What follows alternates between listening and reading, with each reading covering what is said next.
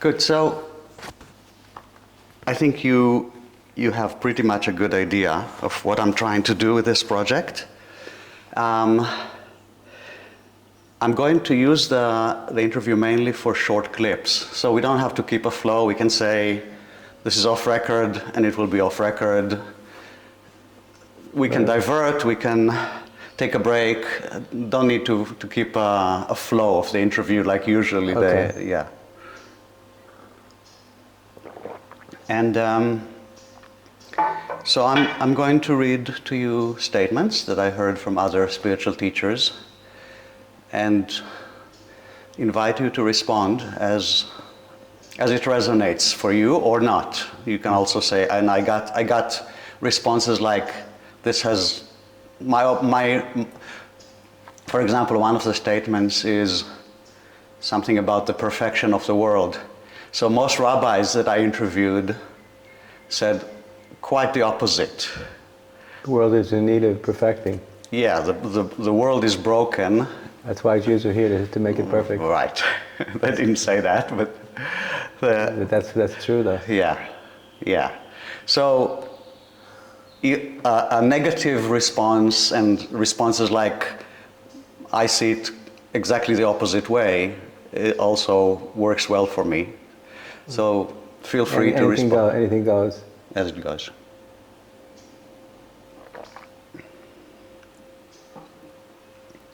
Okay, so let's jump right into it. There is something stable, constant, and ever-present in my experience. Doubtless about the liberation and enlightenment, about my true nature. Can you say? My guru said to me the difference between enlightenment and unenlightenment is doubt, which I found very intriguing, compelling. I never thought of that. And the more I've been with this teaching, the more it's become apparent to me that this is true. Because if we have no doubt that we're always already free, something changes inside us. There's kind of an organic, pre-conscious access to the liberated state of consciousness that reveals itself in its own time when it will. So the doubtlessness, in a transrational way, gives us access to our deepest dimensions of depth and potential for inner freedom, in a way that most people have no idea about. So, if that's the case, then would you say that enlightenment was present somewhere in your being, in your consciousness, before you became doubtless? Well, that's true for everybody. So can you say in what way, now looking back, can you say in what way it was already present before the transformation? Well, the deepest ground of consciousness is self-liberated awareness.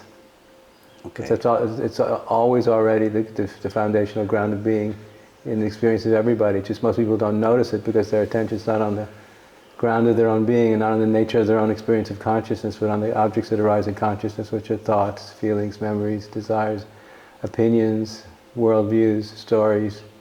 So because we're constantly thinking about the content of the objects that arise in consciousness, we miss the ground of our own being. It's self-evident, it's there all the time. So we usually need a realizer to point it out to us. So I want to try to get, in what way was it present in you before that awakening?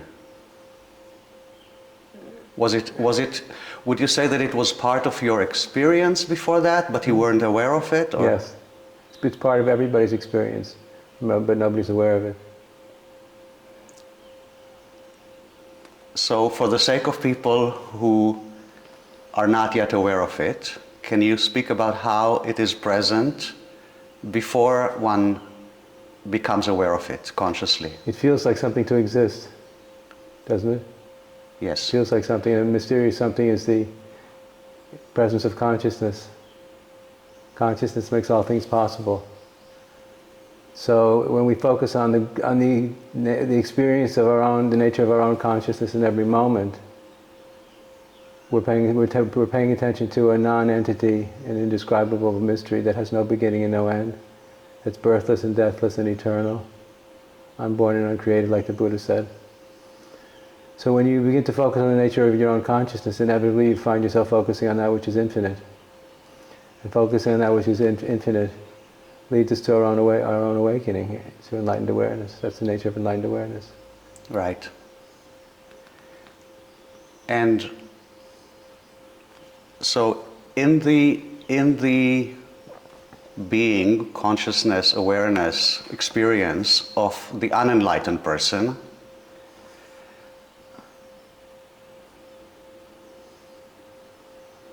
I'm trying to still get, if I were unenlightened, let's say, how would it appear? Enlightenment or unenlightenment is a matter of knowing it or not knowing it. Okay.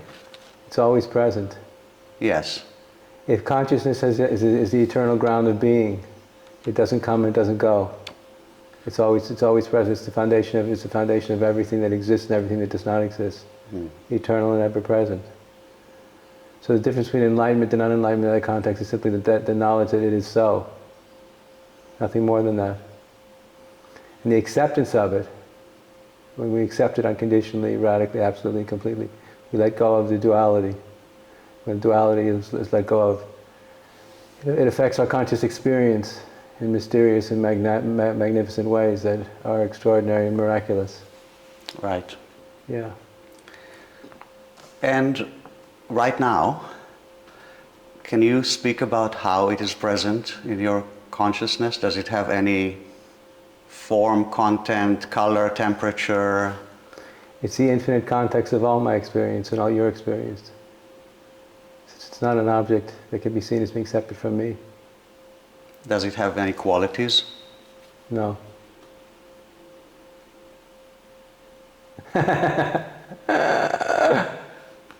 It's ungraspable. It doesn't exist here or there. It's everywhere and nowhere at the same time. It can't be seen. It can't be seen in a dualistic context ever. So it's through letting go of the dualistic grasping for it that it appears in all its magnificence. And in what way is it present in your experience, in your being, when you're not paying attention to it? It's like the ground we're walking on. You're aware of the ground you're walking on when you're paying attention to it. When you're not paying attention to it, it's always there. Right. But for me, particularly when I meditate or when I teach, it goes from the background of my experience into the foreground of my experience, at times with great intensity. That's when it becomes more pronounced as a kind of a living vibration of bliss and fullness, ecstasy, clarity, depth, fearless infinitude. So when the mind goes from the foreground to the background of my experience, the mind disappears. And I start feeling perfectly ecstatic and free and happy and mindless, very clear, very sober and very happy. Right.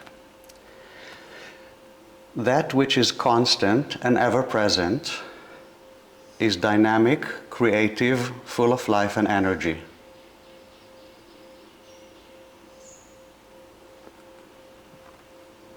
For me, what's constant is doubtlessness. Not the presence of any particular feeling or any particular kind of experience. I'm talking about a knowing that transcends experience. So the knowing is constant. It's the knowing of non-duality as an absolute fact, not as a thought, not as a cognitive experience, but as a prior knowing that exists before thought arises. So there's a deep settling into reality, not struggling with it anymore, not struggling with division or duality or separate existence. So it's the end of the struggle. Seems to open up the space to infinity. But infinity, it doesn't exist, as I said before, here or there, anywhere else. It's everywhere and nowhere. So it's not a particular point in space. So when we accept this, we let go of beginnings and endings at a level of the soul, not of the mind. The mind might still be clinging on, but if the soul is let go, it doesn't matter anymore. So when the soul lets go, there's a feeling of being free. It's a feeling of freedom. But at soul level freedom, not egoic freedom. Not freedom of the mind. And it's the trusting in that without any doubt, without double checking, without scrutinizing, without looking for holes. This is the letting go. And so I often emphasize this as the capacity to not always already know anything, as a fundamental metaphysical position.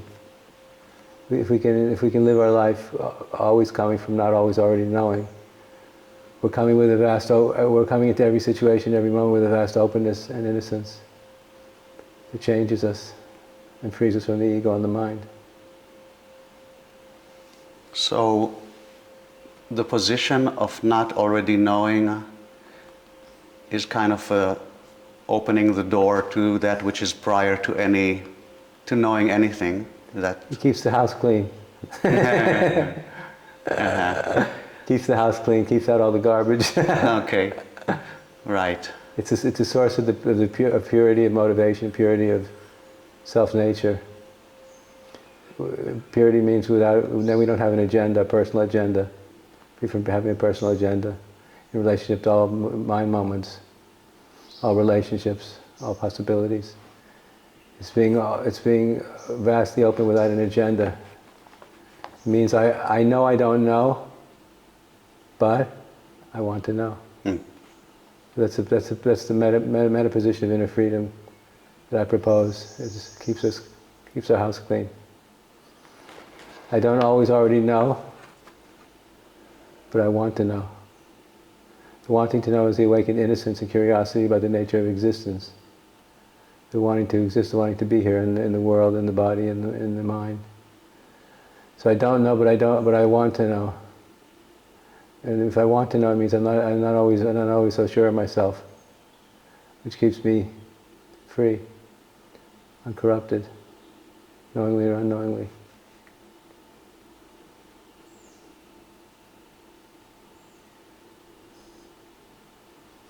Everybody's got an agenda that they're pushing. Consciously or unconsciously, we have an agenda, which is a fixed position, about the nature of existence, about our own relationship to it. And we need to open that up. I believe if we're going to find psychological, intellectual, philosophical, metaphysical, and ethical freedom, we need to clean up the space and keep it wide open and free. Ready to draw conclusions, but not coming with prior conclusions. So this is, I don't know, maybe off record, maybe on record, but a year or two after I left Enlighten Next, I wrote a column about meditation to a mainstream newspaper in Israel. And I wrote that in meditation, I dive again and again into the ground of being, which is infinite and timeless. Beautiful. So there were many talkbacks, comments. And one of them said, I think that you go into meditation assuming that you're going to meet there the ground of being, and therefore that's how you interpret your experience in meditation, but it's not necessarily your actual experience. How does he know? Well, my initial response was, this person doesn't have a clue. But then I thought about it and I realized there's truth there. I do assume, or I have a ready-made interpretation of that experience based on previous experiences, and I use that to interpret my experience, but my experience is actually beyond language. Does that make sense to you? It's impossible to be perfectly motiveless all the time. The minute you get out of bed, you have a motive. Okay. You're going to brush your teeth, you're going to take a shower, you're going to get dressed, you're going to have breakfast, you have a day full of appointments. Right. So motiveless activity is impossible, except if you're totally insane. So I think all activity has gross and subtle, hidden and unhidden motives. Yeah. And so not only hidden and unhidden motives, but also reasonable or unreasonable expectations. So for example, you're meditating with the expectations you're going to experience a measure of transcendence of the mind. And when you experience a measure of transcendence of the mind, it feels like freedom, it feels like bliss, it feels like joy, it feels like ecstasy, it feels like lightness of being, it feels like happiness, spontaneous happiness. And that's a particular kind of feeling experience that's very unique to itself. And when that happens, you know it. And when you sit down to meditate and expect that to happen and it doesn't, you just find yourself trapped in the maze of the mind, you know that too. Mm-hmm. So this is without imagination, this is objective observation of the nature of your own experience that's free from expectations. Right? Yes. I think what I'm aiming at is that the experience itself is ineffable, undescribable, prior to any formulation of language. Would you agree with that? At the deepest level, yes, but not at superficial levels. So then, when we start giving it language, I don't believe it's the experience of spiritual freedom or inner freedom or enlightened awareness is a projection of the desiring mind. I think that's utterly and completely ridiculous. So when the Buddha sat under the Bodhi tree and he said, I'm not going to get up until I'm enlightened, he had an expectation, a cosmic aspiration to be free. So he was seeking for liberation. He wanted that to happen. That's what he was, so when it finally happened, I don't think it was because of his imagination, as you might propose, but it was because of the power of his spiritual will and the power of his own amazing intention. I think he's an exemplar for all of us. yes.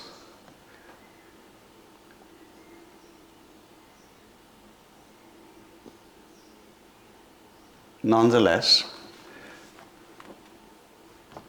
that which is discovered in enlightenment is beyond imagination and beyond language, isn't it? Yes, I said ultimately at its deepest level, but those people who miraculously attain enlightened awareness seem to have a lot to say about it. That's true. That's true. Volumes and volumes and volumes of Yes. description, understanding, Yes. excitement. So at the deepest level it might be beyond the mind, but before we get there, the mind seems to have a lot to say about the actual state of consciousness called enlightenment. Hmm. And some people have a deeper experience than others and have more to say than others do. Yeah. Everybody's experience is not exactly the same. Yeah. Yeah.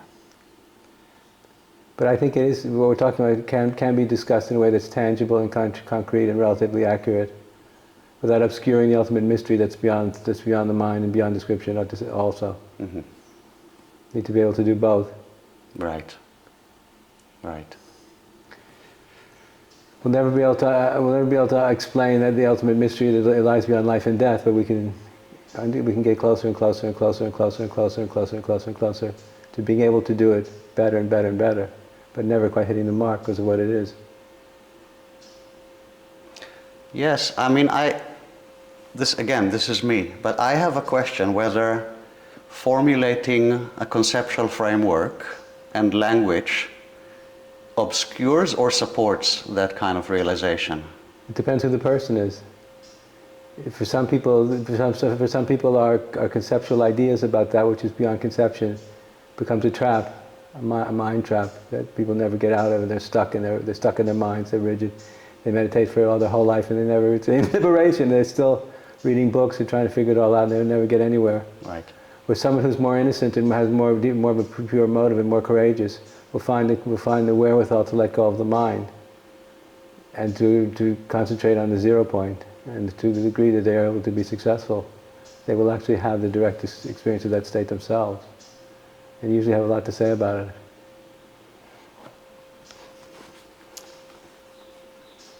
So it's not only a matter of whether you do or don't have a conceptual framework, but it's your relationship to it. Exactly, 200%. Yes. And of course, as Ken Wilber says, the map is not the territory, but the map is very helpful for those who know how to let go of it. So some people find the map and they get trapped in the map. A lot of people. Yeah. Other people, you find the map helpful as a guide, as a point for pointing out instructions. So what is it that makes the that enables some people? I believe it's purity of intention, purity of heart, purity of intention. Means I actually intend to do this. I intend to die to my ego for real. And that's a very rare person. Right. Most people, when they get to that point, they think, I'd rather not. Or I need more time to think about this. If I really want to do this. It seems to be a bigger deal than I intended. Right. So I think to me it's purity of heart and purity of motivation, purity of intention in relationship to letting go into this absolute context.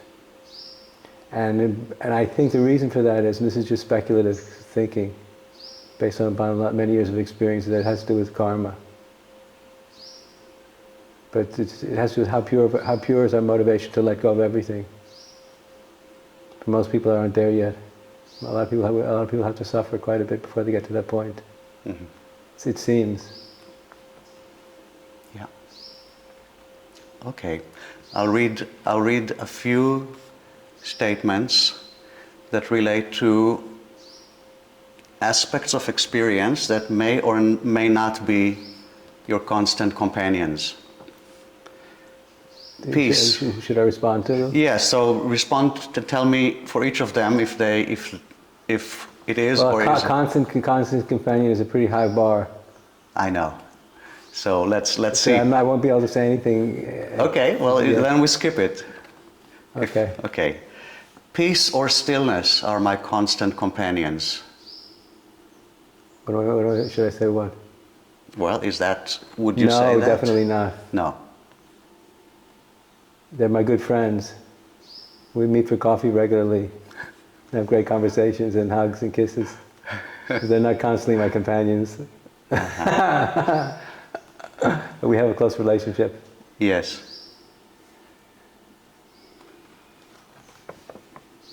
So do they require special conditions in order to come visit? Yes. Moments of focus and receptivity and good company and an open heart. Yeah. But as it is said in the scriptures, their nature is the nature of these states and kind of feelings that you're asking about, when they come from the deepest source of our conscious experience. What makes them unique is that they are ever new. They're ever new feelings and experiences. So, in the context of awakening to enlightened awareness, it always feels like, seems like, is like the very first time. Even if you've had that experience hundreds of thousands of times, the unique quality of the experience is that this is the first time, because the experience doesn't exist in history. So the uniquely liberating nature of the experience is that it's ever new. Always like the first time. It's the only experience you could ever have in human life that's like that. It can't become an historical event. It's always the first time. It's always ever new. It's always as amazing and as indescribable and unimaginable and way too muchness and too glorious for words. Each and every time. It's like you get knocked out every time. I can't believe it. Thank you. You fall to your knees in gratitude and submission. Right. Love is my constant companion. I'm very suspicious about love. You what? I'm very suspicious about this mysterious word called love. Yeah. We think we use it too easily. Yeah, I know. Way too personal for me. Because if you fall in love, you can fall out of love. Love too easily turns to hate. So I'm very suspicious about very powerful feelings of love, what people are calling love, because I think it can be a foil for the ego. It can become a trap. That the experience of powerful love-like feelings can become more of a trap than they are actually liberating. So I have those kind of feelings with a great level of intensity fairly regularly, but I have a cautious relationship with them. So I don't want to be trapped in. I don't want to be trapped and disappointed. So I'm more interested in being free, unconditionally liberated and free, than I am in being in love.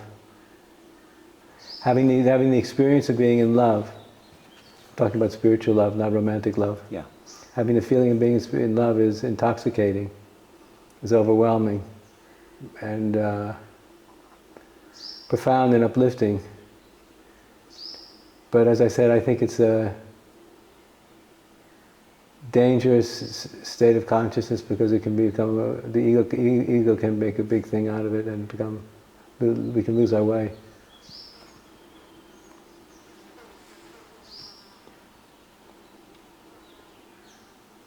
It's for the very reason because its opposite is always standing right in the shadows, waiting to reveal itself. Because its opposite is always nearby. That's why I'm suspicious about it. Mm.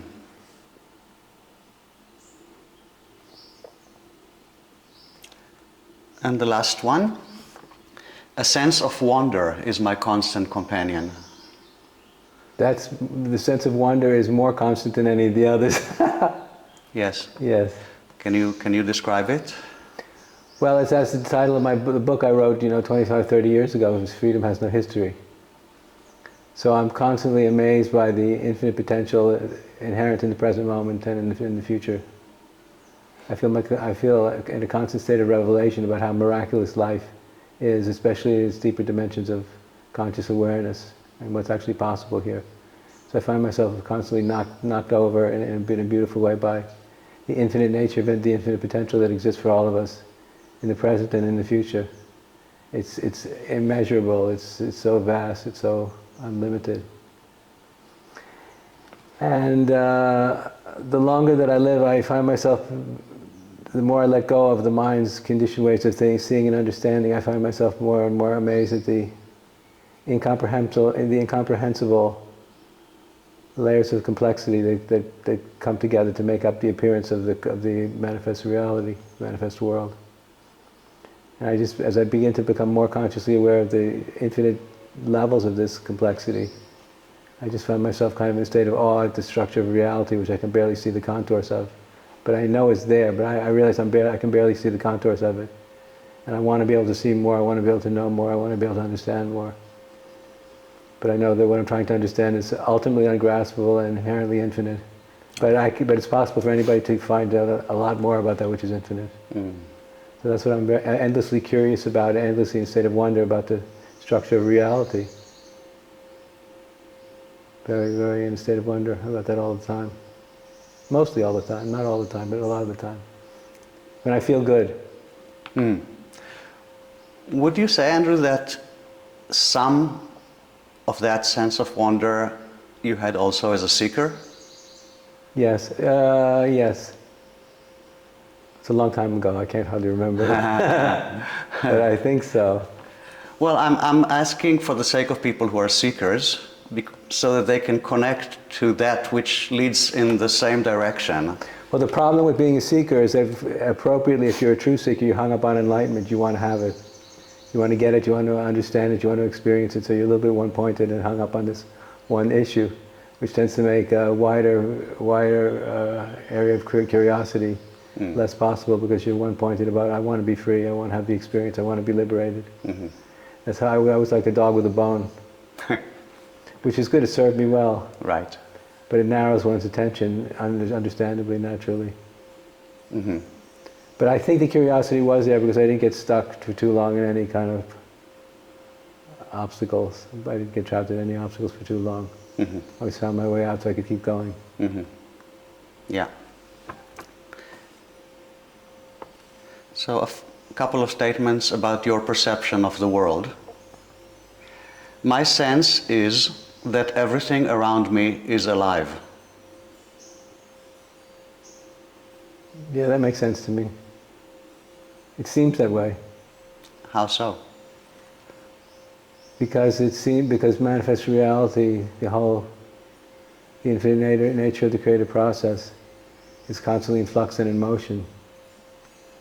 So this infinite complexity that is manifest reality is constantly in a state of becoming and change. Like the Buddha said, everything changes all the time. So as we contemplate the nature of manifest reality, we become more aware of this fundamental fact of infinite change and infinite movement in the creative process at gross and subtle levels. So This does appear to be I do see this in my experience very regularly. Would you say that this is more of a cognitive kind of experience, or is it also emotional, embodied? In what ways you perceive that?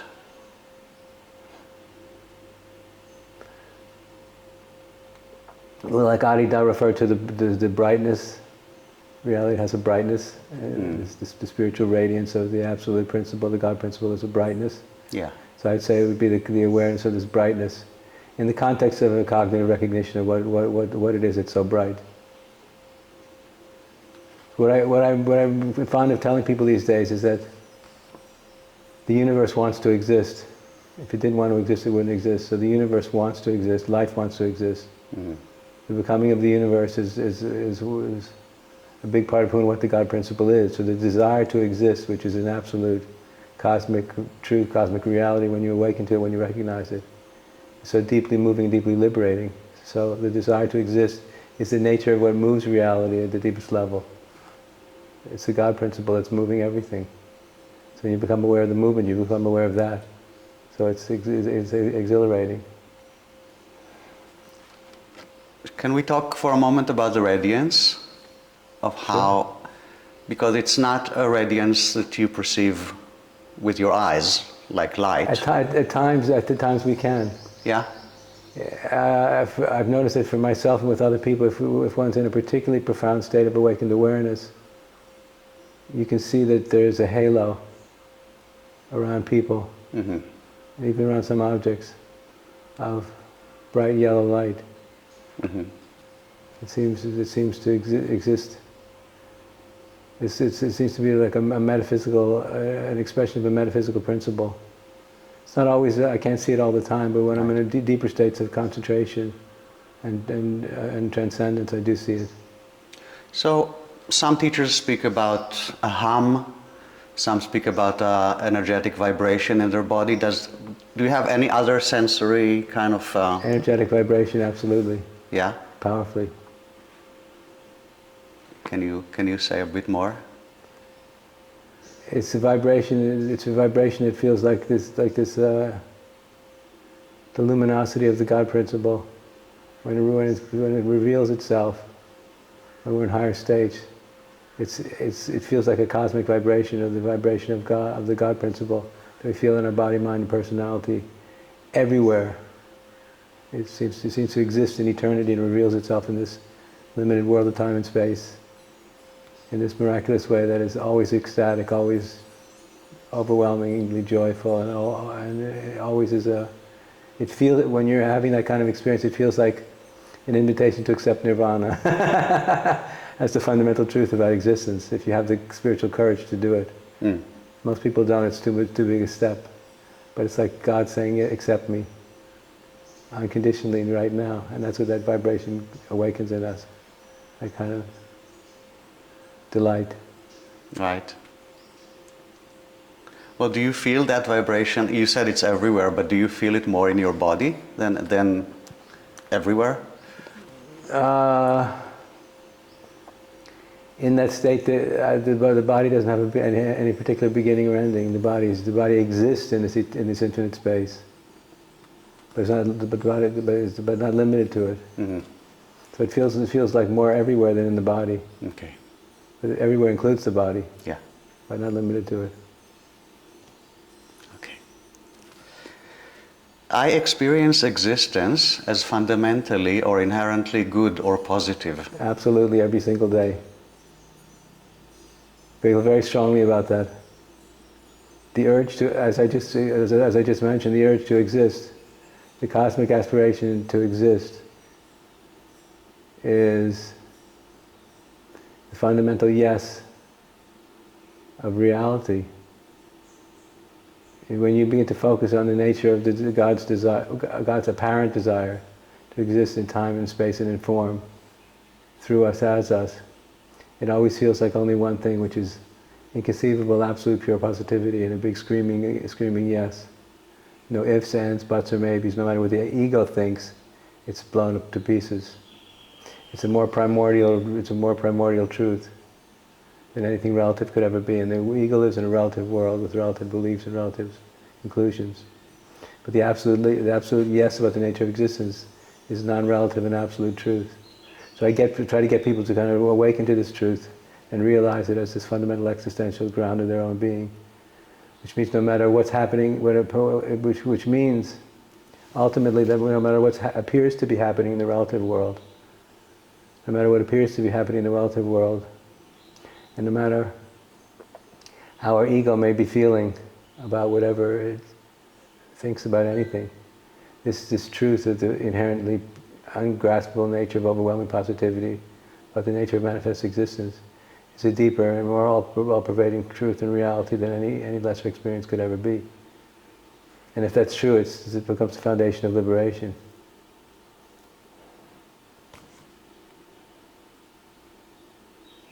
So you are referring to a sense of goodness or positivity or yes? I'm referring to something very simple, that when the universe was created, the first moment of creation, it was a big yes. When the explosion happened, it was saying something, it was a screaming yes at the top of its lungs. Yeah, but what I want to ask is, you're speaking about something that is not dependent on your experience. Is that my understanding? No, because it's the nature of the desire to exist. So how is that present in you when your experience is lousy? If your experience is lousy, you're probably focusing on the causes of what makes you feel bad, so you're probably temporarily out of touch with the pure positivity that exists at a deeper level of your being. So at that point, you need to use your keen intellect to remind yourself what's really going on here and refocus your attention. Mm-hmm. The intellect can help us if it's not being held in the grips of the ego, to remember who we are, what we're doing here, what the story really is. So when your experience is lousy, is that more of a memory? Sorry? When your experience is lousy, would you say that when your ego's in pain? Yeah, for whatever, physical, mental reasons. Yeah. Is that more of a memory, or is it the positivity, the goodness? It can seem like a memory, but the truth of that, the truth of the pure positivity, which is the nature of the desire to exist, has become displaced by these unpleasant emotions, feelings, and thoughts that the ego is very caught up in. Mm. So if you want to get back to the bigger truth, you have to shift from relative cognition, relative consciousness, to absolute cognition, and absolute consciousness, which might require a little intellectual refocusing of your attention. Yeah. The ego obscures these deeper, more absolute truths. It doesn't make them they're always there, but the ego's attention and focus obscures these deeper dimensions of our own experience. Mm-hmm. So a lot of spiritual self-discipline that comes from, I would say, if you really get these deeper truths, if you've received them with all of your heart and you've surrendered and said, yes, I do, I will, I am, I'm yours, eternally for eternity, come what may, no matter what, without any excuses, then it becomes easier to not dwell so intensely on the pain and the suffering and the fear and the doubt and the ego story. It may still be there, but you'll have a much more positive egoic strength not to focus so intensely on, not to destroy yourself. You're concentrating on the ego's negative feelings and emotions. Protect yourself. Yeah. That's what practicing yoga really means. Mm-hmm. It's yoga of appropriately focusing the mind in the right place for the right reasons. Every moment of liberation is not spontaneous. A lot of it's spontaneous, and a lot of it needs to be produced through right effort, noble effort. It's a combination of both, which produces a substantial and sustaining state of liberation, I believe, for most people. Yeah. Most people who are not inherently spiritually gifted or talented, most of us have to work on it also. Mm-hmm. Even if the gift of God is ultimately spontaneous and natural, effortless and easy, we still have to work on it to sustain that access. Right.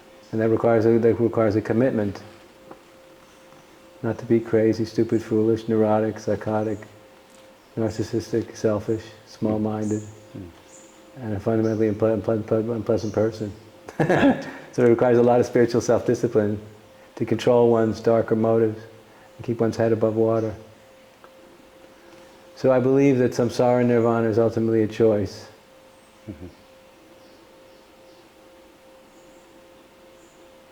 A choice like choosing between tea or coffee? Choosing between heaven or hell. I choose to live in heaven, and I refuse to live in hell anymore. But is that a choice that we Yes. are familiar with from other choices we made in life? Most people don't make these big kind of existential choices, so the answer is probably no. The biggest choice they're going to make is, am I going to marry this person or not? So most big choices we make are very focused on the materialistic grasping of the ego and the small self to control reality. A lot of these big choices are not these deeper existential, spiritual, metaphysical, philosophical, and ethical issues. They are for the rare person, the rare philosopher, the rare spiritually awakened soul. Most people are so materialistically lost in their small self that the answer would be no. Mm-hmm. But the quest for unconditional transformation is a big focus of our conscious and unconscious attention, no? Mm-hmm. So to make you're already aware that a big aspect of my teaching is clarity of intention, which is this big shift of attention from the ego's world to the potential for liberation, to the potential for God consciousness. And most people can't sustain the shift for very long. If they don't have the right company, they usually fall back into the ego's grasp again, into their less than enlightened ways of thinking about reality. They just fall, like falling back into a pit. When they fall back into the pit, they don't even know they fell back. They don't know what happened. Where did it all go? It's not where did it go, where did you go, baby? Well, I still want to spend another minute on the choice. Good, that's very important. Yeah, because as you say, most people, when they think of choice, they think of, how the usual kind of choices, the biggest of which is, will I get married or not with this person? So is that a good clue to what the ultimate choice is? No. Because they don't want it bad. They don't want this moksha, this liberation, this mysterious, profound enlightenment more than anything else. If you said, if you keep your mind focused on this, I think we can make it possible for you to inherit $1 billion next week, or next month, or next year, I'm sure they'd remain very focused. If they knew they would inherit $1 billion because they're so fundamentally materialistic and narcissistic and selfish. So the desired liberated state of consciousness is just not that important to them. And because it's not important enough, they easily lose sight of it, and they usually forget it because something else has come across the field of their attention, and they just start following that. But if they say the $1 billion, no, I haven't forgotten, I'm not moving a muscle.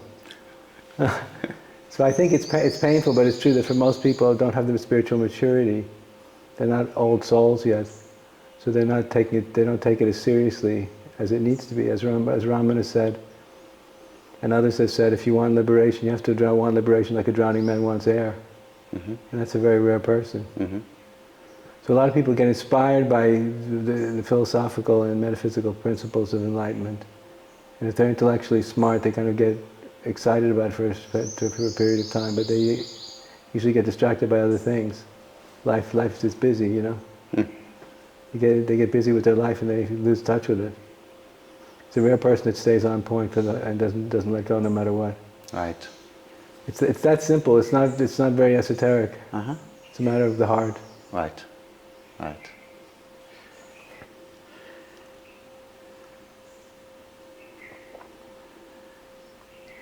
I know myself to be much more than this body, personality, and biography.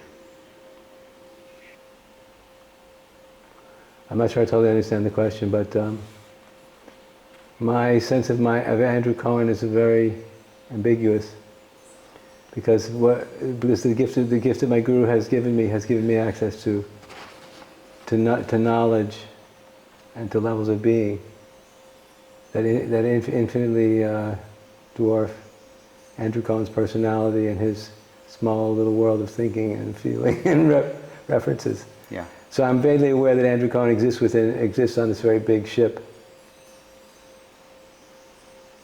And I know the ship's always already there, but Andrew can't always see it. He can't always see it. Okay. Can't always feel it, but he always knows it's there. So I don't know where Andrew Cohen ends and this ship begins. I don't really know, but I know that Andrew feels like his body, mind, and personality feel, in light of what I'm trying to explain to you, like a very minor part of a much bigger picture. Mm-hmm. Mm-hmm.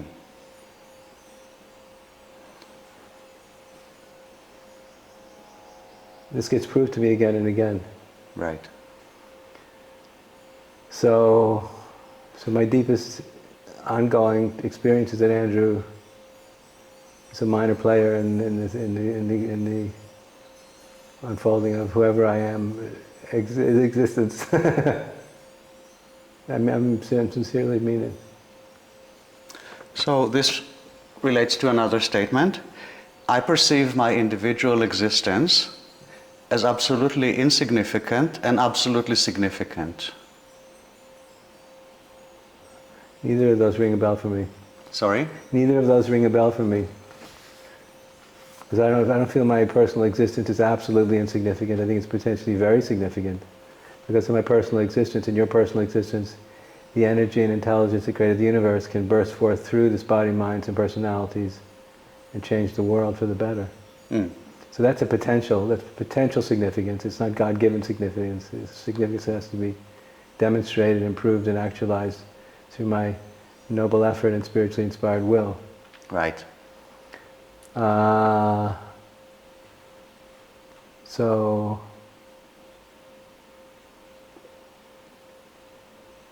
I think we all have an enormous amount of, unimaginable amount of unactualized potential. Remains locked up in our neurosis and our fears and our self-doubts and our anger and our painful memories. But our potential significance as an sentient being but our actual significance as a human being needs to be determined in how we live, and how and who we are in the world of time and space in relation to the choices that we make and the actions that we take. The potential is not necessarily who we are. We might be a much bigger soul than we could possibly ever imagine. We might be much smaller also, which is part of the painful truth if you have the guts to face it. Mm. So I like to help people in their quest for awakening to look in the mirror and take themselves to say, what do you see? Are you proud of what you see in a positive sense of self-respect? Mm-hmm. Are you the person you really would like to be on your deathbed? Do you think, is God happy with you? Or are you still hung up on fear and resentment and regret? But I want to make this question of our value, because in a lot of pluralistic ways of thinking, all human beings have inherent 100% value.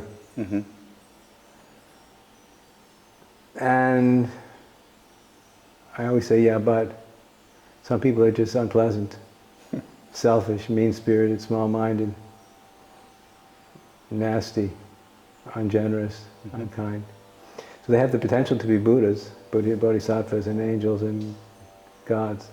But if it's not actualized, they can't claim it. Right. So just because we're born doesn't mean we're given a free ticket to heaven. We have to play our role and live with courage and dignity and vision, which not everybody wants to do. And we're all very much imperfect vehicles. So how well we're able to show up and actualize our potential in the face of our inherent imperfection and ignorance and stupidity and selfishness shows what we're really made of. Mm-hmm. That's the true test for all of us. We're all in the same boat. So, another related statement, which is about you personally. I feel that I'm exactly in the right place, right where I should be.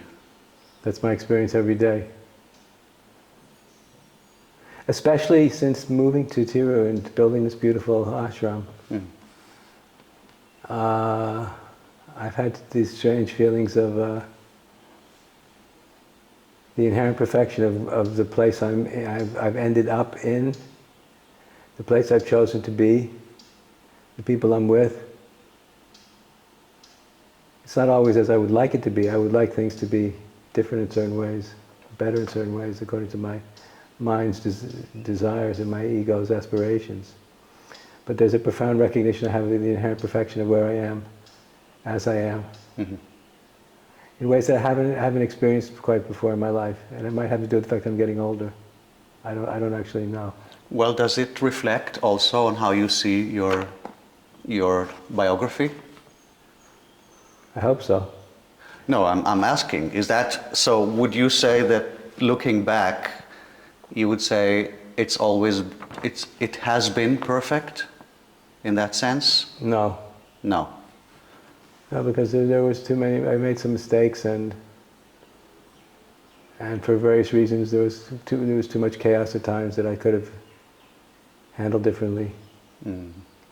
That's one thing. And another is that I'm inherently very spiritually ambitious. I've always been very spiritually, unapologetically. It's the nature of the awakened spiritual impulse inside me. So I feel this desire, this strong attraction to too muchness, and it's part of my spiritual nature. But unless I'm drowning in the presence of too muchness on a very regular basis, then I feel, rightly or wrongly, that it's not enough. So it's not unconditional acceptance of the way things are, which is a much more liberated perspective. Interesting. So can the sense of being attracted to too muchness and it's never enough coexist with this is perfect as it is? Yeah, sure. They can sit together, sit together and share a meal.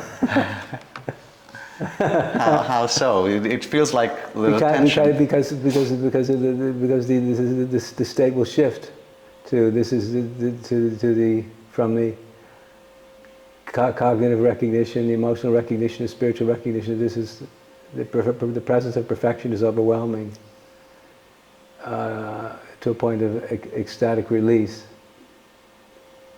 and it can be replaced by it's moving too slowly, not enough is happening. And it's not just the feeling that I want more to be happening. It's the feeling, it's coming from a deeper part of me that wants the revolution and awakened awareness makes possible for people to experience, to flourish more profoundly, more powerfully, more ecstatically, more completely, in more and more hearts and souls. So it goes back and forth between those two. Yeah. Yeah. But I'm unapologetic about being spiritually ambitious, because a lot of people think, well, the sure sign of awakened awareness is desirelessness, but I don't buy that. I don't think that's not my experience, and I don't think it's the experience of a lot of realizers. Right. There's different kinds of realizers. Some who are not spiritually ambitious and are perfectly happy to sit around and do nothing and feel basking in the fullness of their own conscious awareness. And there are other kinds of realizers that want to change the world, that want to make a revolution happen. So is that a matter of your personality? I think it's karma. It's my guess. I don't really know. Because, as I've been saying a lot lately, I've become aware over the past few years that consciousness, whatever consciousness is, seems to profoundly delight in its own self-recognition, which means very practically that when someone wakes up, the consciousness itself, which is timeless, formless, beginningless and endless and eternal, seems in a mysterious way to experience delight and joy in the fact that ignorance is in a small measure been temporarily or permanently transcended in one sentient being, in one soul. So there's a mysterious kind of awakened sentience, higher intelligence, self-nature in the consciousness that wants the universe to become more conscious, more self-aware. I've observed this enough times to know that it's true, but it's very mysterious. So the ground of reality is not static and not uncaring and not without an agenda. So I believe in my experience, I found that Consciousness has its own agenda. It's not my agenda, but it has its own agenda. If you get it, if you experience it, it becomes a source of delight, an absolute relief from existential fear and doubt and, oh, why is the world in such a bad shape? Because if it's true that the deepest dimension of reality, which is subjectivity, interiority and consciousness, has inherent in it its own agenda, which is pure love, pure self-actualization, pure consciousness, and more of it in the context of verticality, which is rising up. That means we're just really following it means we're just, if what I'm saying is true, if, I can't prove to you that it's true, but if it is, that means we're just following an agenda that a higher part of ourself has already laid out for us if we have the capacity to recognize it. And that gives a lot of confidence. Right. That's great, and it relates to some other statements that I want to kind of let's circle around the same. Okay. I am aware that I existed before I was born and will continue after I pass away. Yes. This awareness flowers in my experience, especially when I teach. I very much become aware of the fact that all of reality is a continuum, and that manifest existence is part of a potentially infinite process of birth and death. And that feels very tangible, especially when I'm teaching. It feels very tangible and real to me. The context in which I'm sitting here and having this experience is either infinitely vast or infinitely infinite. I'm not sure which it is, but it becomes very tangible, very real. But what's happening here, this is a small piece of a big pie. We're barely aware of how big it is. But you suddenly become aware of the momentum of all the karmas, personal karmas, collective karmas, cosmic karmas, galactic karmas, all these different karmas interplaying with each other and part of this process that's on a journey of becoming. So it's very powerful.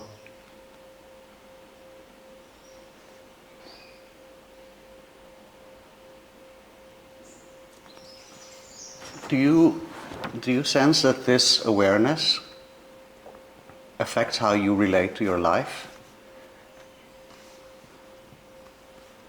Yes. Can you say how? It relates to my life in the fact that I have noted that sharing this truth with people is my purpose for living, and that can give rise to the greatest good. So I've become very focused on that for that reason. That justifies my presence here in the world from my perspective. Mm-hmm. It makes my life have value, meaning, purpose, that gives me great spiritual relief and release and joy. Right. Does it change your relationship to your death? I'll let you know. Well, don't you have a sense, even now?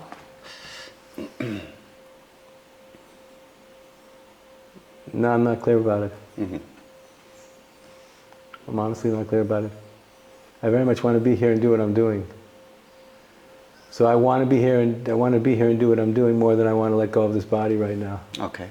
And also, it's taken me a hell of a long time to kind of mature in my awakening. When I had this awakening 35 years ago with the grace of my guru, but I've learned so much since then, and I've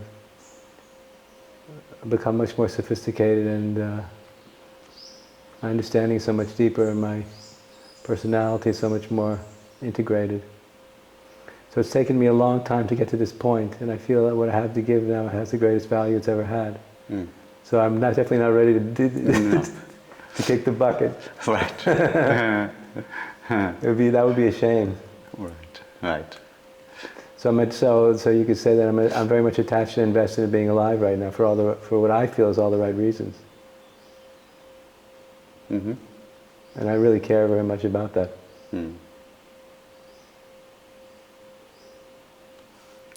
Off record. Yeah.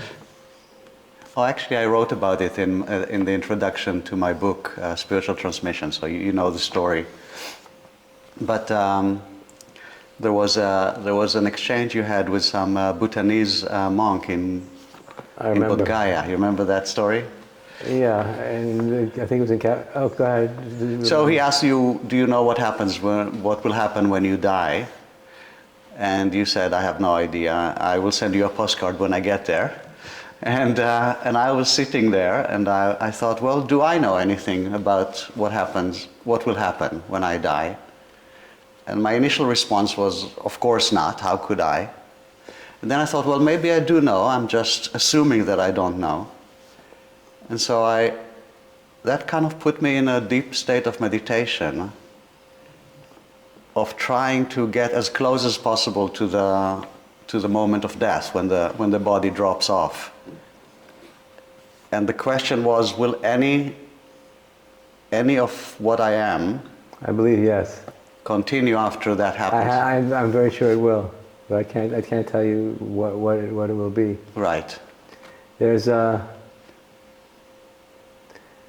if you go to Ramana Ashram, you walking towards the first room on the left side. If you go in the room on the left side, there's a page from Ramana's diary from when he was 16. And he's describing his awakening when he was 16. And if I'm there together with you, we can go look at it together, but he said something surprising. I can't remember the exact words, but it was along the lines of, he was describing this awakening to this part of himself that had never been born and was never going to die, that was timeless and formless, the I am, this eternal self. But he said there was also the awareness that the brightness of his personality is still present, which surprised him. And he was how he got into that state was he imagined he was dying. It catapulted him into this very deep body transcending conscious awareness. But I found the fact that he was surprised, and I was surprised to hear that in that state, as he described it when he was 16, there was a measure of his personal identity, or the feeling quality of his personal identity still seemed to be present in the midst of this higher state of eternal self-awareness. Now, I don't know if I've got this exactly right, or should I go back and read it again, but I was very surprised. Right. So to answer your question, I have no idea. Mm-hmm. I believe that I believe in karma, prarabdha karma, which is the karma we bring with us from prior births, which are impressions, memories, pain and suffering, ecstatic transformations, and everything else that make an impression on our soul. And that has a big impact on how we show up here. And I believe that nobody's born with a clean slate. So, but I'm very aware that the rational mind tends to literalize these things in a way that probably has nothing to do with the reality of what we're talking about. Mm-hmm. So I get very suspicious by getting too concrete about these things. Yeah. Because then I think I'm making something much smaller, more digestible than it actually probably is. Yeah. I think it's much more complicated, much more subtle, profound, miraculous, and inconceivable. And my ordinary mind can make sense out of. Yeah. But I'm very aware that we're part of the continuum. Mm-hmm. So what that means about life to life, we're all going to find out again. Yes. Right.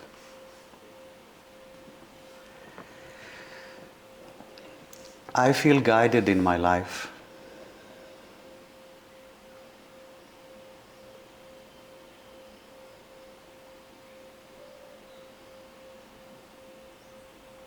The reason I'm being quiet is because I feel there's a gap between my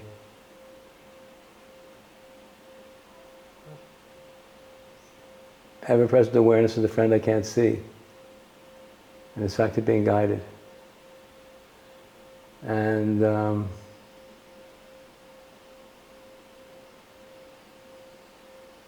I can't make a distinction between them. You cannot or can? The guidance seems to be there, but not in a way that's dualistic. Mm. Like sometimes if there's a synchronicity that happens, you go, oh wow, that's a sign.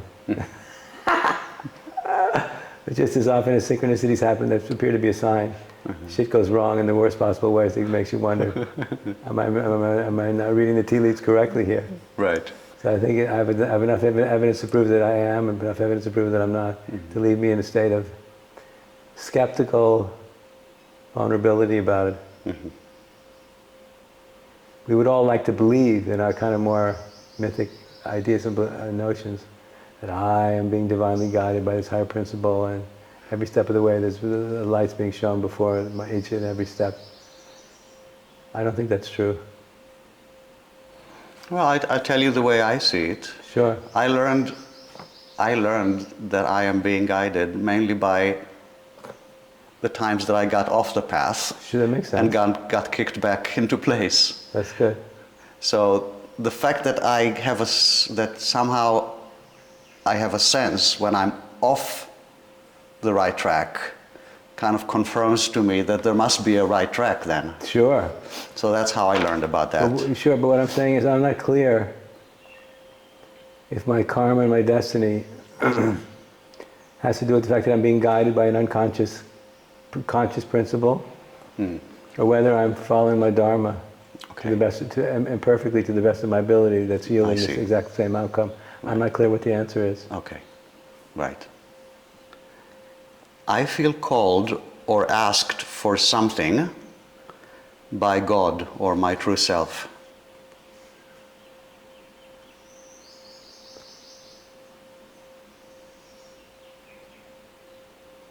The thing is, I feel so at one with the question, I don't know how to answer it.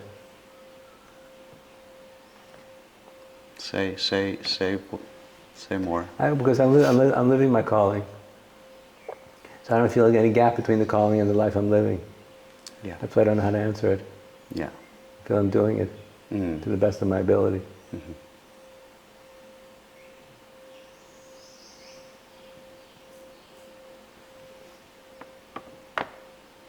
So maybe the same for the next statement. I feel that there is a specific path for me to walk in life. Absolutely. Absolutely. I'm here to teach about the evolution of enlightenment. And the fact that enlightenment is the marriage of being and becoming, being and becoming are one and not two. And it's the great Ken Wilber has so eloquently stated, form is emptiness and emptiness is form. And the world of form is evolving. So this new recognition of this new interpretive framework for the Dharma and how that relates to higher human development is why I feel is very much why I'm here and what I'm here to share and to contribute to. Because it's quite a unique and emerging, greater understanding of what enlightenment's all about than most people have ever heard before. I know that sounds very grandiose, but I'm pretty sure it's true. So that's why I'm here. Yeah.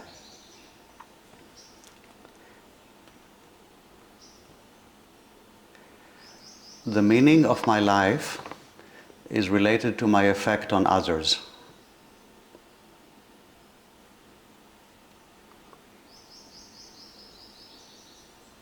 I know that's true, but I don't think I feel that way most of the time. Because I feel that the meaning of my life is what I teach. So what I teach has a very profoundly transformative, profoundly positive effect on most people. But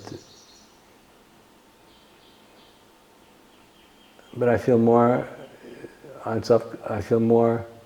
inclined to focus on the value of the teaching in and of itself. Even though, of course, what you're saying is true in the end, the value of the teaching is dependent upon how powerfully it can actually affect and transform people. I'm aware of that. But for me, the teaching shines in its own glory. The Dharma shines in its own glory as radiant, as an expression of the radiant perfection of the absolute principle, the God principle. So that's what I feel, bearing witness to that and giving rise to that is what I'm here for.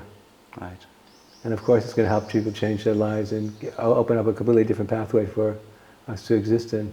It's glorious. It's literally glorious. Glorious life. A meaningful life, purposeful life, ecstatic life, liberated life.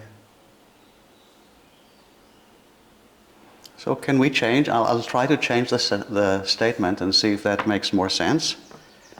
So instead of the meaning of my life is related to my effect on others, I would change it to my effect on others supports the meaning of my life. Sure, if I make people happy and spiritually self-confident, and people discover an absolute sense of meaning and purpose, and an absolute context for their existence in the world, that's a big gift. It's a gift I give freely. Mm. That's very meaningful. Yeah. Most people don't know what to do with it. The gift is too big. They're not ready to receive it yet. Some people are, but most people aren't.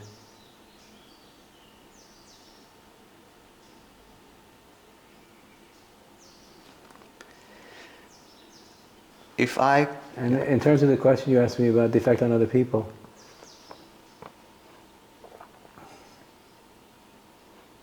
some people are ready to bear witness to that which is eternal.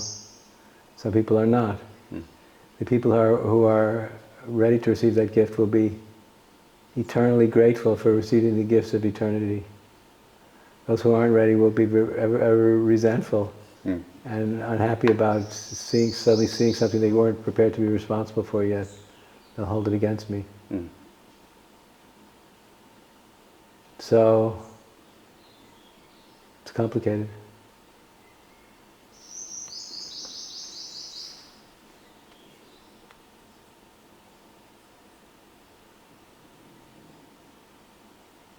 Well, I mean, based on what you just said,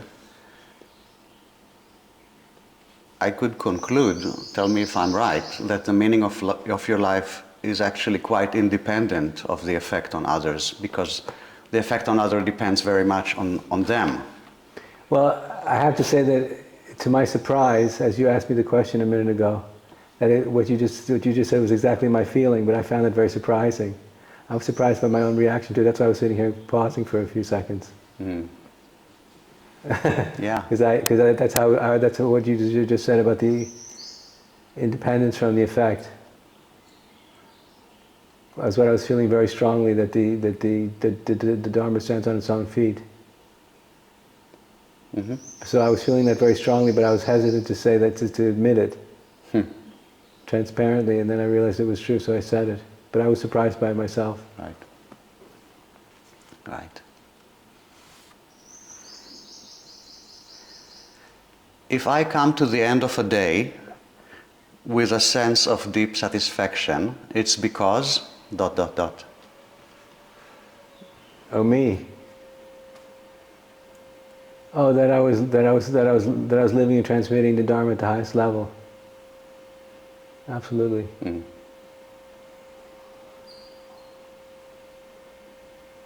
That's it.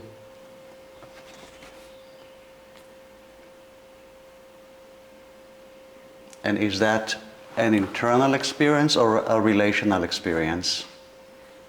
Both. Say how both manifest, or... Well, it's the experience of being blown out of your mind and utterly satiated and utterly satisfied with your experience of reality in a way that your cup is overflowing to a point of almost being slightly unbearable. That's a good day. Mm-hmm. Mm-hmm. Yeah. Yeah.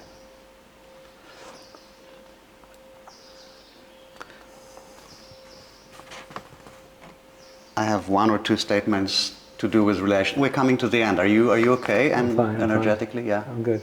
Okay, good. Just maybe 3-4 more statements. Sure, you're doing great. I'm impressed. Good. Thank you. Okay. You can't, because the way you've organized these interviews, you can't go wrong. No. So well done, Mazel Tov. The statements are quite open for interpretation. No, but I noticed that's when I was watching some of those excerpts you sent me, I was engrossed from the very beginning. I noticed I was drawn into them because of their intelligence and depth and realness. It's because of how you've organized this. It's very well done. Thank you. Thank you. I mean it. Great. I'm a very critical and skeptical guy. But it was engrossing from the very beginning. And it was appealing, I think that it's going to appeal to people's higher intelligence. Mm. It doesn't cater to kind of Yeah. stupid dharma, but it's very intelligent. Yeah. Good. That's what I'm hoping. Yeah. No, you don't need to help, you've succeeded. What? You've succeeded. Okay. Wonderful. So this statement is a bit complicated, so if you don't understand it at first hearing, I'll explain. I feel I am in relationships or interaction with others even prior to meeting anybody. I don't understand it. Okay. So this statement refers to a recognition that we are always in relationship with everybody or humanity, even when we are alone or deep in meditation. Does that resonate with you? Well, you said there's always a context for the human experience, right? Yeah. There's always the context for the human experience. The human experience doesn't exist in empty space. That's what you're saying? Mm. Huh? Right. Is that what you're saying? Yeah, that would be one way of relating to that. But that the context is relational, so that other people are with you always, even when you're completely alone. Well, it's the infinite context of existence, not specific people. That's okay. So that's what I'd like to. Absolutely. Mm. I think I developed the teaching based on this one insight. Mm-hmm. All experiencing happens in context. So what's the context in which we're choosing to relate to our experience of life? Most people go, oh, well, I didn't realize I was relating to any particular context, but now that I'm paying attention I realize that I am. I always have been, but it's been largely unconscious. So I want people to become conscious of the context. Right. And take responsibility for it. But anyway, yes, I agree with you, there's always the context. So, but the context could also be me and God, or me and the universe, and not necessarily include relationships with people. Is that so? Which I don't want. It's not a matter of which is more primary, but I think some people would say, well, my relationship is first and foremost with God or with consciousness, and people sometimes come in and sometimes not. And some people would say, no, I'm related to other people no matter what. We're always related to everything. It's not a matter of a decision or a choice or a thought. It's just a fact of reality. Mm. So I don't totally understand the question, really. Yeah, you're not the first one who is struggling with this one. So I keep feeling that I need to change it. I mean, when I contemplated this statement, because I contemplated each of these for myself, it made me realize that even in my deepest experience of meditation, I'm in some way aware of being related to humanity. That's too bad. That's what, yes. Because the deepest experiences of the meditative state are when all duality goes. So there's no relationship left to anybody or anything. It's the greatest freedom. It's true. Uh-huh.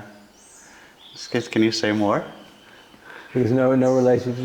Because no relationship is. A relationship involves two, right? Mm-hmm. No relationship involves. How many? How many? 0. Thank you. Uh-huh. So no relationship is everything and nothing. It's non-duality.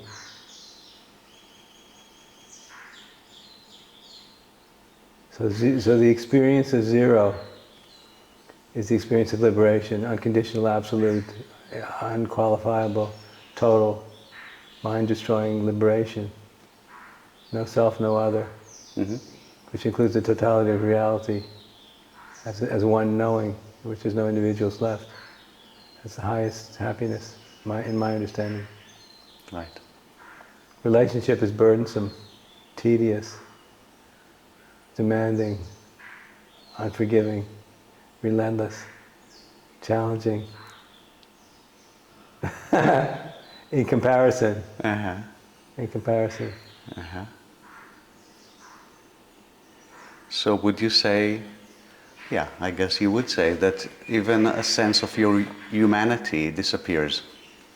In that state, everything disappears. There is no other. I am everything and nothing. We can get a sense of what that might begin to feel like if you imagine what it's like to see everything and focus on nothing. That's the very, very, very beginning. But if you simply seek into these deeper states of conscious awareness, the world as we know it begins to literally go from feeling near to falling away from conscious awareness. And the farther it falls away from us, the deeper our feeling of bliss and happiness and peace and joy becomes. And then we start experiencing this strange momentum. It's like falling to the bottom of the ocean. Once you begin to fall, it seems like the bottom is calling you to go deeper and deeper. And the deeper you go, the less awareness you have of the world. Your memory starts to fade. And any of the conscious attachments, desires related to that world, all begin to disappear. No desire to return. Only a desire to be. That's only half the picture.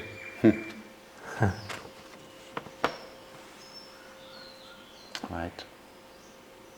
That's how come Ramana could sit underneath the temple and his feet were being chewed up by rats. That's why he was oblivious, because he was so deep. The world was gone.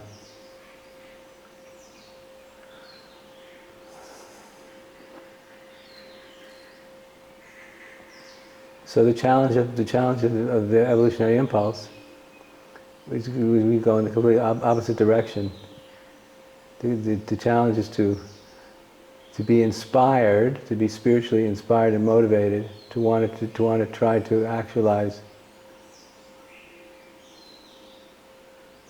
near perfection in human relatedness, which is impossible to achieve, but we can get closer and closer to it. Which is oneness, love, appreciation, camaraderie, friendship, that trust,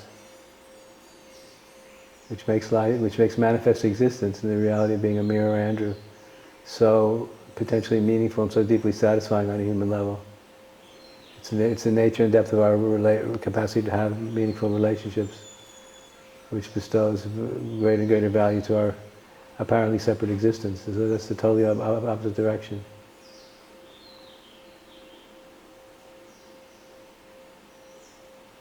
And I think you can tell a lot about how enlightened someone is if you examine the nature of the most intimate relationships, the closest relationships.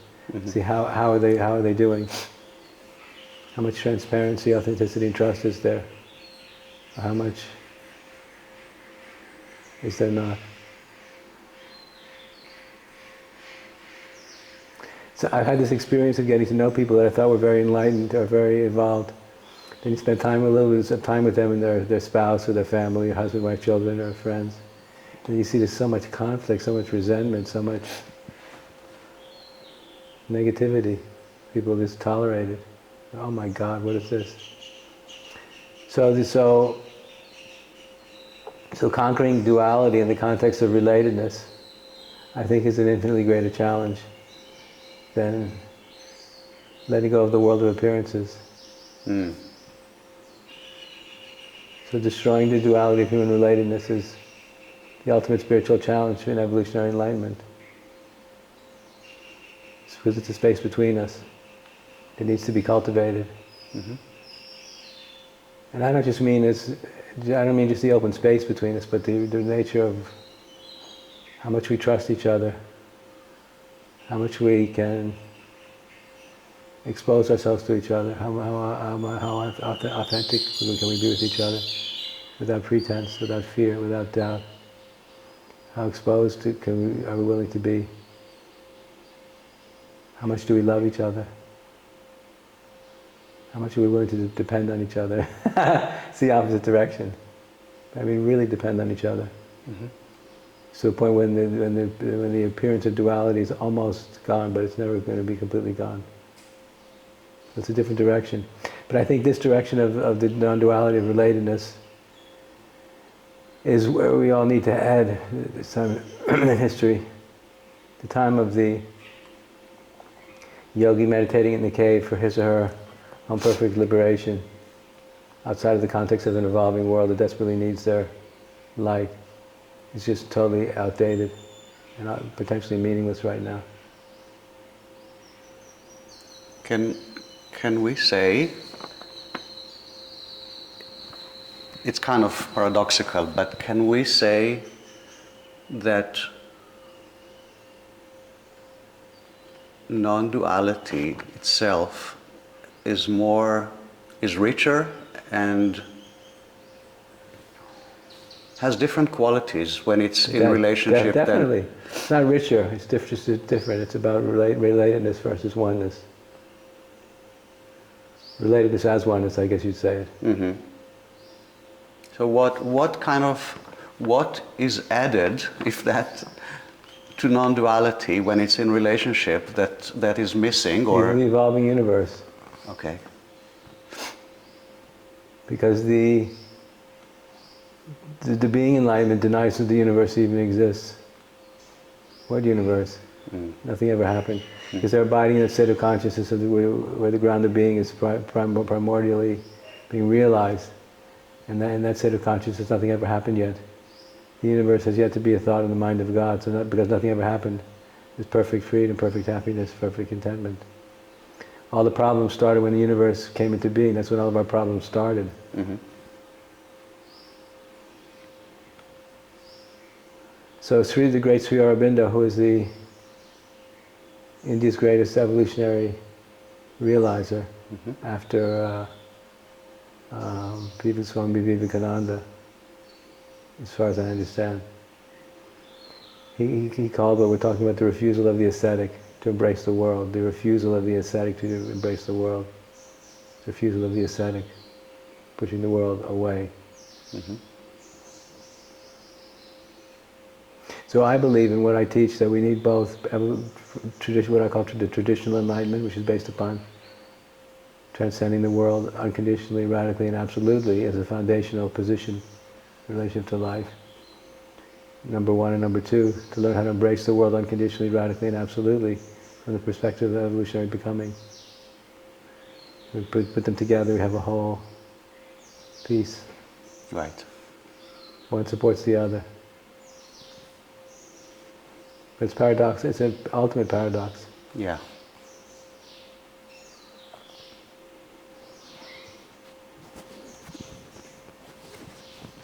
Well, how would you describe the difference between non-duality, where everything disappears, and non-duality when it is in relationship?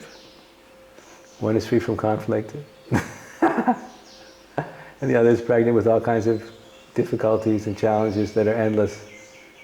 Endless tinkering needs to be done. Improvement here, improvement there, improvement everywhere. Transcend this, let go of that, improve this, improve that. On our way to relative perfection, relative manifest perfection. Needs to be done, got to be done. It's got to be done, there's no avoiding it. Anybody says it doesn't need to be done doesn't know what it is, being honest. So the tinkering, well, it needs to be done. We can understand from a metaphysical point of view could be exhausting. But that's part of what we say yes to. When we take rebirth. If we become an evolutionary bodhisattva, so we say yes to do the heavy lifting necessary for it to make the world a better place and for to get closer to manifest perfection, which is unattainable. Takes work. and spiritual ambition and spiritual vision. Right. I live with a sense of responsibility for ... The evolution of consciousness.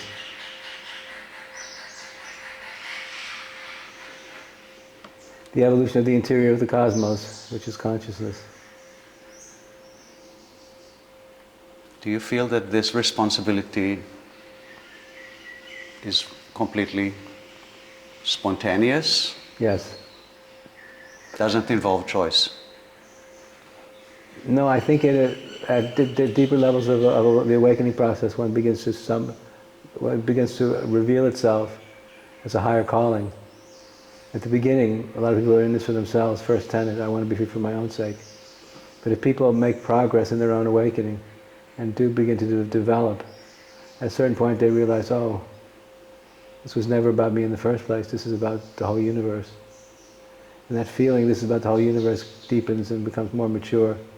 And that's when one awakens to the bodhisattvic motivation, the bodhisattvic ideal, spontaneously reveals itself at higher levels of attainment, I believe. It's a sign of maturity, spiritual maturity. People that have this kind of, to take this step towards greater maturity become much more beautiful people, more intelligent and more humble and more serious, more sincere, and become more of these heavyweights. They're taking the bodhisattvic aspiration deadly seriously. And they realize there's no release from that. Once you say yes, there's no end.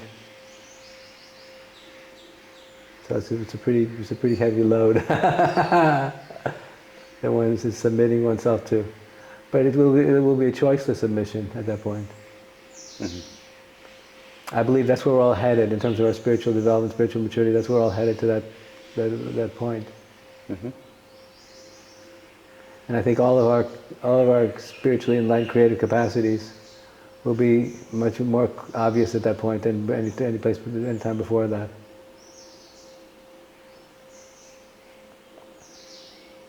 I'm very worried about what the influence that AI is going to have on all of these miraculous human potentials. It starts taking up way too much room in a way that I think might obscure a lot of these deeper dimensions of our humanity. This concerns me quite a bit. If we're lucky, we'll find out. Exactly. Amen. I think it's good to end here Shalom, with this crescendo. You did a great job. Thank you. You did a great job. I'm very happy with this interview. Thank you. Me too. Wonderful. But as I said, the way you set it up, it's almost like a slam dunk. Okay. I mean, assuming the person you're speaking to has something to share. Right. An idiot wouldn't do very well with the questions. Yeah. I mean, I also found a lot of people who have not necessarily considered or thought about these aspects of their experience before. As they sink into their experience during the interview, they have something to say about it. They light up. Yeah. Beautiful, well done. Says a lot about your own development over these years. Because it's potent, it's powerful. Thank you. Great. I'm glad to hear. Yeah. Very good. I'll turn off the cameras. Sounds like a plan. Huh? Sounds like a good plan. Okay. I'm glad to see all of them worked well. Did you enjoy this, Daniela? Yes, very much. Great. Me too. And I sent you a lot of timestamps. Then you can jump in wherever you want if you want to cut something out. Yeah.